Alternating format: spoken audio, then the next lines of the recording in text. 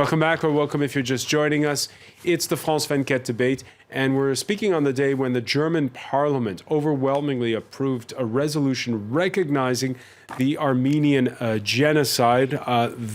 Joining us to talk about it and what impact it's having in the broader context of a give and take, you might say, between Turkey, not only Germany, but the whole of the European Union, is Arun Armagan of Turkey's ruling AK party, who is with us in Istanbul. Welcome back. Welcome back as well to Roland Tichy, who is a political commentator and journalist. He is in Berlin.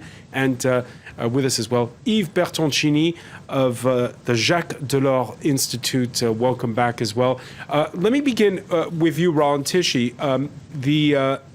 We were talking before the break about how, I guess I was saying, symbiotic relations are between Turkey and Germany. There are 3 million people who have at least some Turkish heritage in Germany. I suppose the poster child for it is the co-chair of the Green Party, whose parents are Turkish, Mr. Özdemir. What's been the reaction where you are to this vote? Well, what is the Turkish community in Germany? There are at least 3 groups or 4 groups, if you go so far. This is what we call Turkish.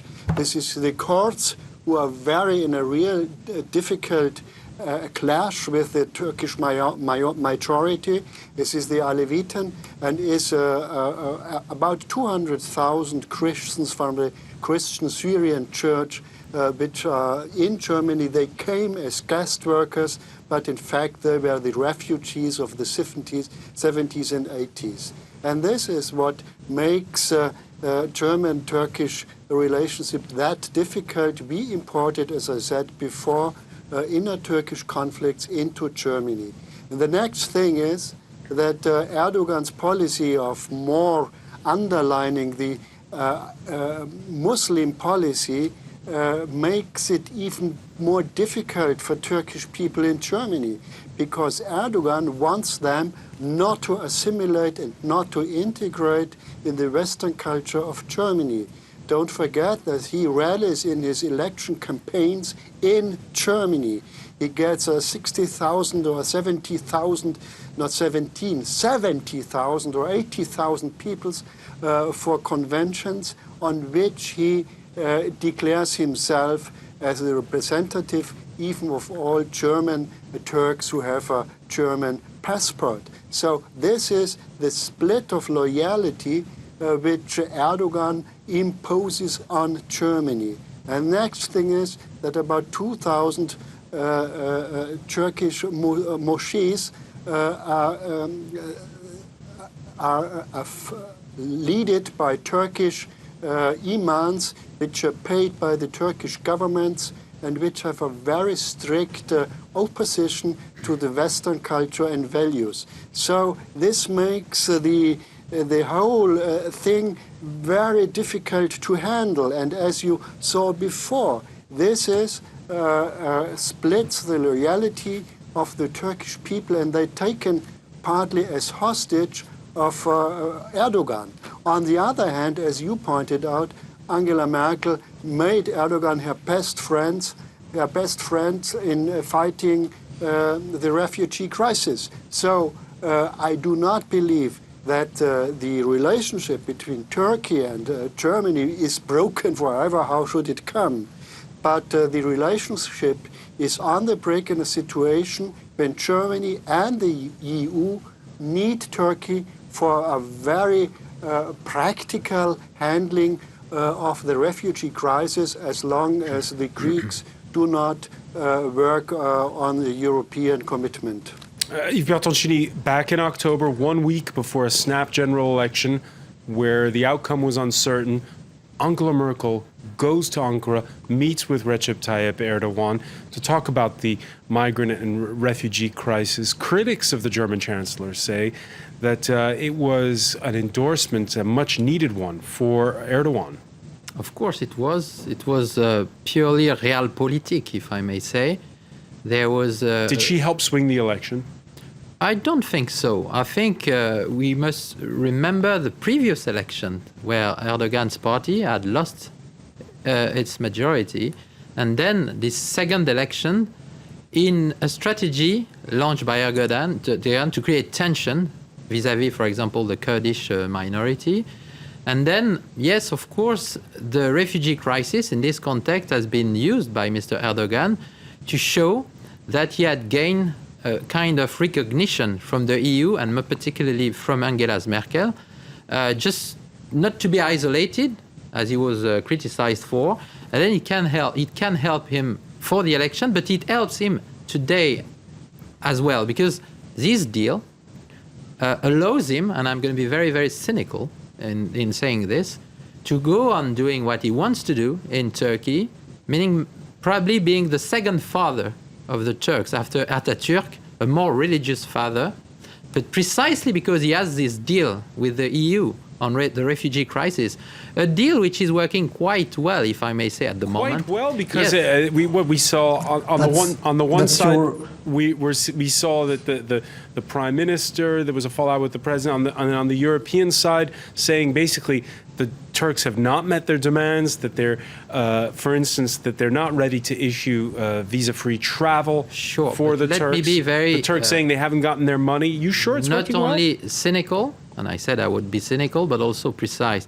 The deal is working well from the EU's point of view and Germany's point of view. Why is that? Because simply the refugees flows have been blocked, more or less.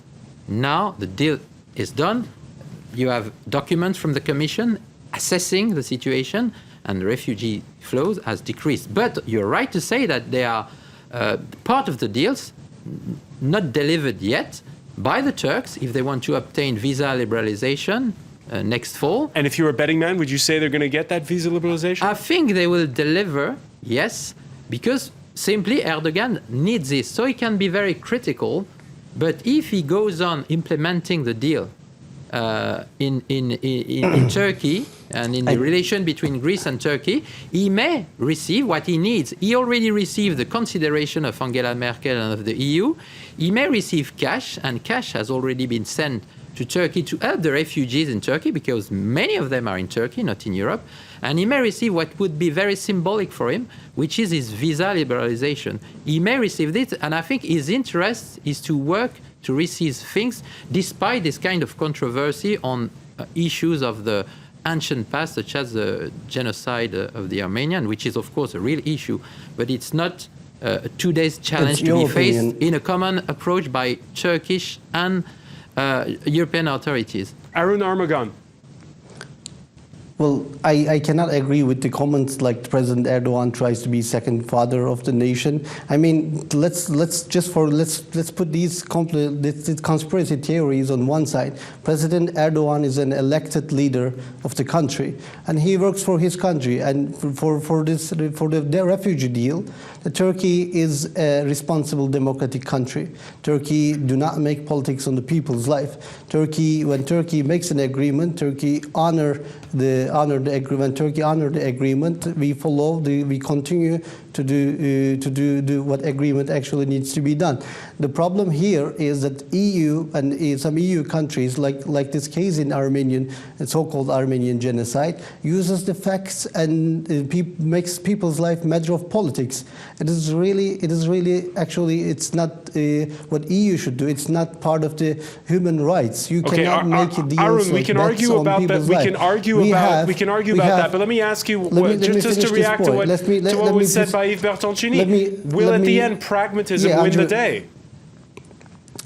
Yeah, François, let me make this point. Like, for example, the genocide, the parliament that made the genocide, recognized the genocide, the German parliament, it's clearly they made it a part of their inner politics and international politics. It's not like you can make a politic games. You can win and get cheap points in your politics agenda. This is not a matter of politics so that you can gain cheap points.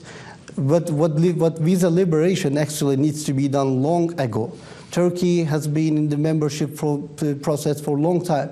Turkey is cooperating with Europe in many areas. So why would Peru and other countries can get visa liberation? Why not Turkey? So is it going to happen this time? Long partner well, I mean, actually, to be honest, we have lost the trust between particularly in Germany and in Europe. Not only this genocide, so-called genocide recognition, but also the deal, the refugee deal. The European Union always brings up new things and tries to get inner politics of our Turkey, that without actually remembering that Turkey is fighting two terrorist organizations at the same time, and one of is ISIS, that perhaps the most dangerous terrorist of organization in our history. So, the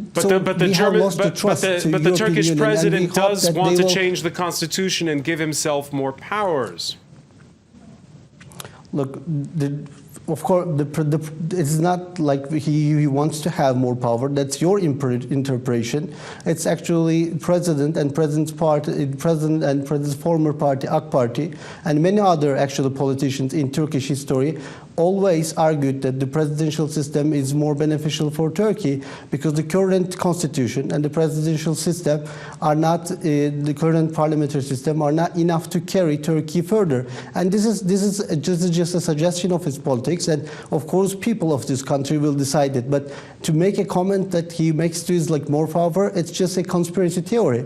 He is an elected president, and there is a party in charge right now, AK Party, which is independent from the president. And of course, there might be cases that the constitution can change, and it will only happen if people of Turkey want it. It doesn't matter they vote for AK Party or for other party. All right, let's go over what's more power. Let's go over what some of the things. Every week, Turkey grabs the world's attention. This week, seen a suspended jail sentence against a former Miss Turkey for criticizing the president on Instagram. Also, a blunt rejection of birth control by the president himself. It happened at an education foundation in Istanbul on Monday. People talk about birth control, about family planning. No Muslim family can understand and accept that. As God and as the great prophet said, we will go this way. And in this respect, the first duty belongs to mothers. In the context, Raul Tichy, of domestic politics these days in Turkey, what are the chances for that visa-free travel and for that EU membership candidacy, which is still officially on the table? Let's talk about the domestic problems in Germany. I mean, many people here are afraid, and many politicians, that visa liberalization would mean that maybe hundreds of thousands of Turkish Kurds come to Germany and even increase the problem of destabilization by migration in Germany. So I do not see any quick solution for the visa liberalization. And so in the last few weeks, as you showed us the example, it was Erdogan who made it difficult, even more difficult, to agree on a good solution. And now it is Germany, with this vote of today, which gives him the cards to play or to improve the price for what he has to do within the EU-German-Turkish deal. And I do not agree that with this solution that these Turkish people or these Turkish president. It is ethno conflict which now comes within the frontiers of Germany, and even many Turkish people here are afraid that by the great number of migrants that they are put into the corner, and that they cannot hold a position within the new German society. So what do I mean? I mean that the confrontation within Germany and the confrontation between Germany and the Turkish government will increase and not decrease, and we need an agreement with the Turkish government, because otherwise the immigration of refugees goes that far that Germany cannot stand it any longer. Raul Tichy, they're saying, Yves Bertoncini, that they need that deal in Germany. Was it a mistake to put this clause for visa-free travel in there? Well, it was part of a bargain. And of course, to have the Turkeys on board we needed as Europeans, not only as Germans, to offer some elements such as billions of aid to refugees in Turkey, the opening of new chapters for possible accession of Turkey, which is a symbolic measure because I don't think this accession is possible. And third, yes, this visa liberalization. The deal is clear, and Turkey is free to comply with the requirements of this deal or not. Take the example of the visa liberalization. There are 72 criteria to be met. So Turkey is free to accept or not to fulfill these criteria. At the moment, the EU Commission says, well, 55 out of 72 have been fulfilled. 7 left, including, yes, the law on terrorism. Of course, Mr. Erdogan is free to comply with these requirements or not. But of course, if he doesn't comply with the requirements, there will be a problem, not only at the member states level, because what I've said is that this is realpolitik, this is very cynical.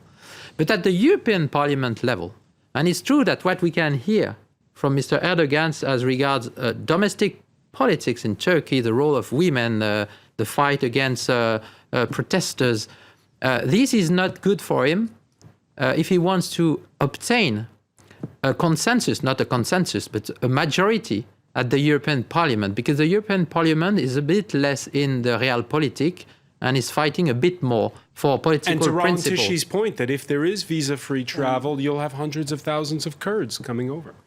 I don't believe so. The visa-free travel, it's only for 3-month stay.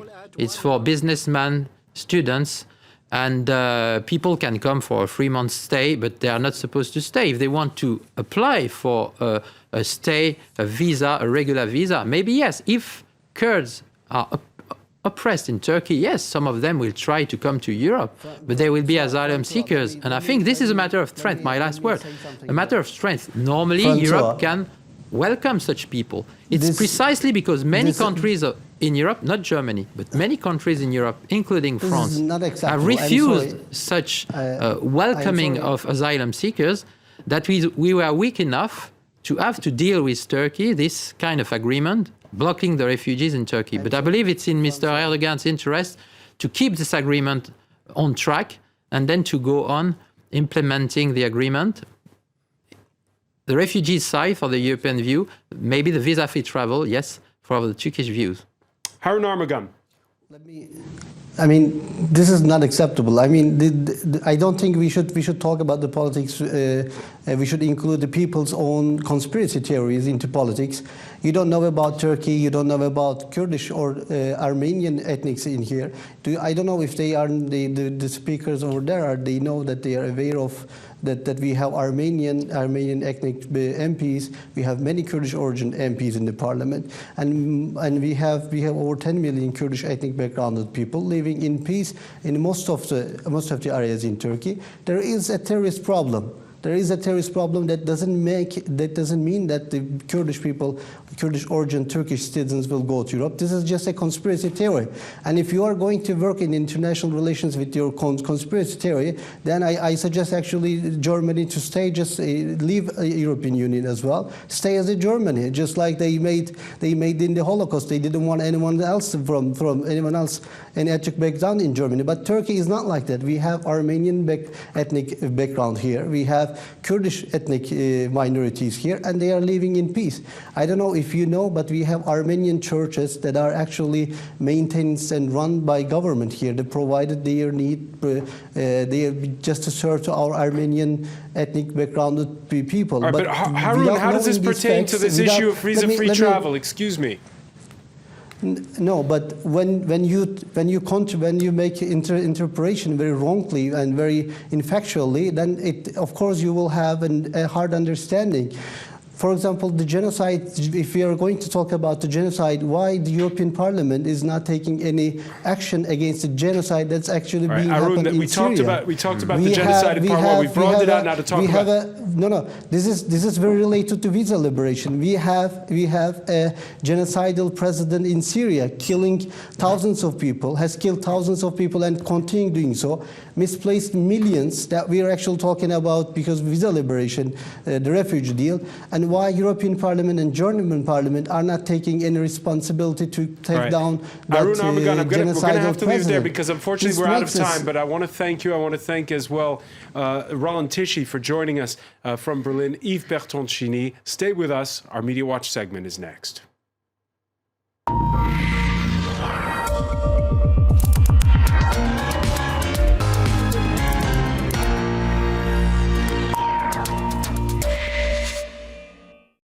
We say hello to James Creedon. We heard our guest there, representative of the AK party, representing a view that goes beyond the AK party in Turkey, with more than 7 out of 10 lawmakers denouncing this recognition of the Armenian genocide by Germany.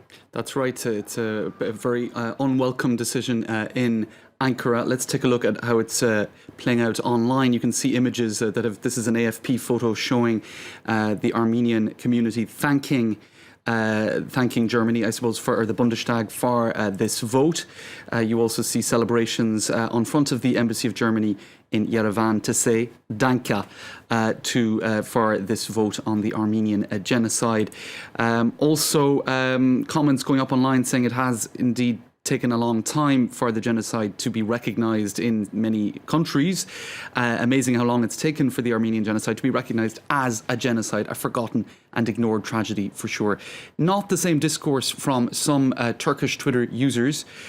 You did nothing about Rwanda, says Selçuk, so-called Armenian genocide prevarication. So for many in Turkey, it is simply not a genocide and it doesn't count as a genocide. And others are, this is obviously completely subjective. There's nothing to back this up. But according to documents, a genocide was carried out by Armenian gangs against Muslims. Yeah, social media acting as a bullhorn for people who have a strong opinion. That's right. So you're getting a lot of comments like that going up on social media as well. Others taking a step back and looking at how this decision could affect I suppose, relations between Ankara and Brussels, or Ankara even and Berlin, as you've been talking about, François. Germany just recognised the Armenian. Is this a sign of a widening fracture within NATO? And indeed, let me bring in Yves Bertoncini, because that person is a supporter of the Syrian government. You were talking about pragmatism when it comes to the migrant deal. Is there going to be pragmatism also when it comes to NATO at the end of the day, between the likes of Germany, Turkey? It helps to be member not of the European Union, Turkey is not, but member of the NATO, because it's all about, high politics, realpolitik as well. In a period where there are wars, yes, in Syria, instability in the Middle East, in Libya. So I think, yes, it's going to help. There will be a summit, NATO summit in Warsaw at the beginning of July, and then we'll see Mr. Merkel as an ally of Mr. Erdogan. The New York Times has been commenting on this, François, and they point out the internal pressure on Madam Merkel not to cave to pressure from Ankara to compromise on Western values, particularly after a recent, this is how the New York Times puts it, a recent dust-up over freedom of speech set off by a German comedian's satire that outraged Mr. Erdogan. So there was a satirical piece in Germany, got Mr. Erdogan very angry, and I suppose in Germany there's pressure on Madam Merkel to really stick to the values of Germany on this. In any case, the EU is clinging to the deal despite these the tense climate between Brussels and Ankara. Of course, over the refugee deal. This is the backdrop of all of this. And I'll just finish with one tweet from the Turkish foreign minister. The way to close the dark pages of your own history is not by defaming the histories of other countries with irresponsible and baseless decisions. So a reference to the genocide. A bit unfair, since Germany has recognized, of course, the Holocaust and recognized its role in what happened in 1915 to 1918 Indeed. In the Ottoman Empire. That's right, but a lot of comments like that. There's no shameful incident in our past, said the Prime Minister, in fact, in Ankara. So that's a comment that's coming. Those from are the comments coming from several sources in Ankara. Right. Many thanks, James Creedon. I want to thank our panel once again. Thank you for being with us here in the France 24 debate.